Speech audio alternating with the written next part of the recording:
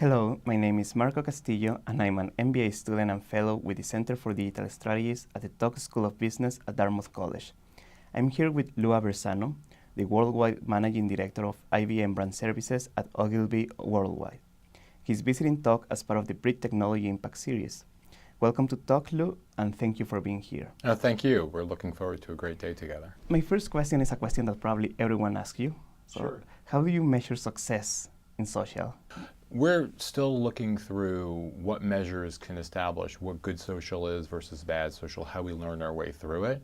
So we're at a stage of welcoming different types of measurements just to better understand it. But ultimately, at the end of the day, we're looking for the outcome social drives on behalf of the business or the marketing program. So the same measures we look at the whole program by, we're trying to see how does social drive those outcomes, whether it's share growth, new customer acquisition, brand perception in terms of favorable selling environments or positive use of the brand.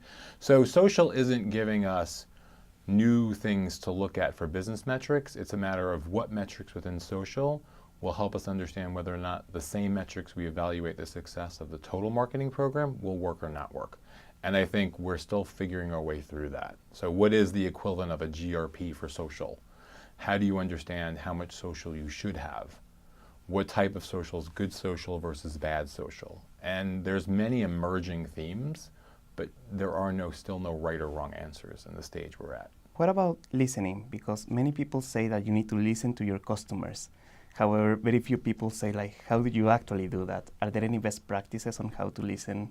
Any smart business person or marketer will tell you listening is a good thing. And it's funny, as I go through and talk about brands and what brands should do in the digital age with new tools like mobile and social, everything is new, and you also find yourself going back to the original intent of what marketing should do. And if you think about a brand has always been the relationship between a user and the brand. And as you listen to, the Facebooks and the Googles and many of the, leaders in today's digital age, they'll say, brands don't own brands, users own brands. Well, that's always been true.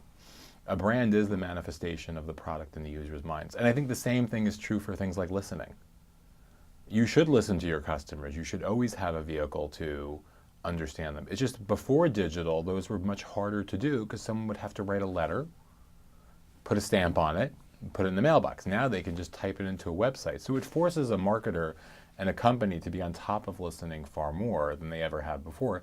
And I think that you just have to have an infrastructure internally to do that and make sure that you're taking it seriously. The worst thing you can do is say you're going to listen and not listen.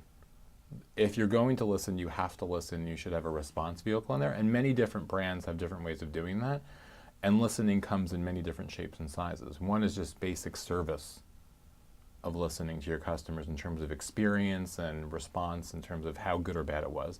The other is listening for future trends and going out and being, a responsive or a proactive marketer saying, what are people talking about? How do we listen to them in advance? We just came through a whole program where IBM launched, if you will, had Watson play Jeopardy.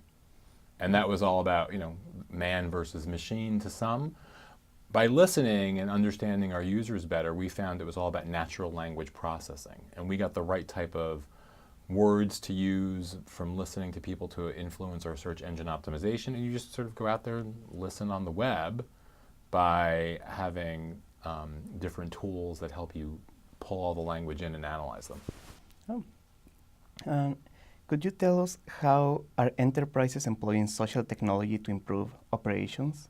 I think that's even more nascent than external social activities, and companies are still experimenting with how they use the acceleration of social for sharing internally. So, for instance, IBM has a well-established intranet that they're taking into a social platform. Ogilvy has a intranet that we're looking for how we put into social. The main trend as people go through this is you're realizing that you don't have to have the burden of developing so much content yourself if you allow people to contribute to it. So it's switching from a web of, a pound of or a ton of content to a web of a few pieces of content for people to react to allow them to contribute. So it's going from one-sided conversation on the web to multiple conversations unleashing. So for instance, we're just taking right now our web internally at Ogilvy and looking for how do we create a community that invites people to actively respond in a social environment.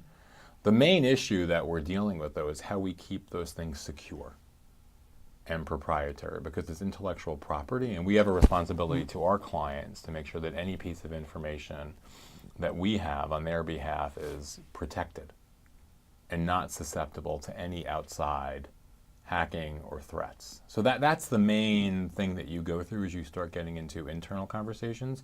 You get legal involved, you get the CIO's office involved, and they are risk averse, to say the least. So you have to go through this together, and I think anytime you're trying to do a social undertaking, whether it's internal, external, you have to manage your constituencies of marketing, legal, technology, and management. And one of the best things you can do is to pull those parties together up front and look at how social's changing the policies of how you behave and act as a corporation.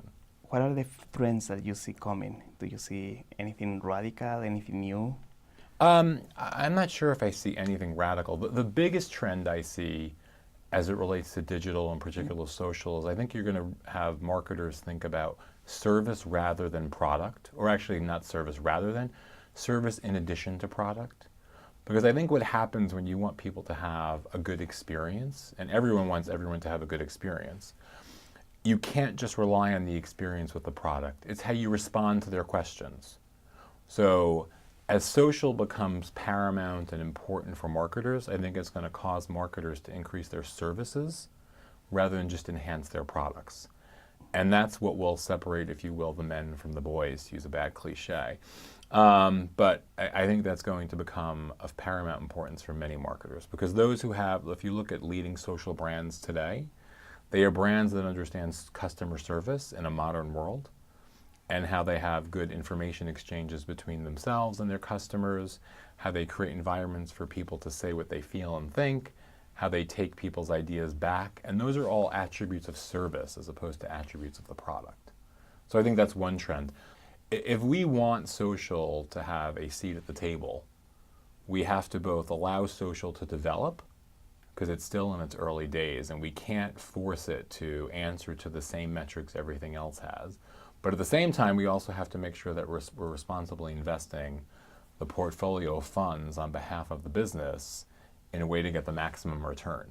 So I think you're going to see a reckoning of those two things coming together, and more planned activity for social, given it's going to now be wanting or requiring or being worthy of larger investment. So I think you're going to see that change in terms of more programmatic social plans. Lou, on behalf of the Center for Digital Strategies, I would like to thank you again for speaking with us. This has been Marco Castillo for the Center of Digital Strategies at TOC.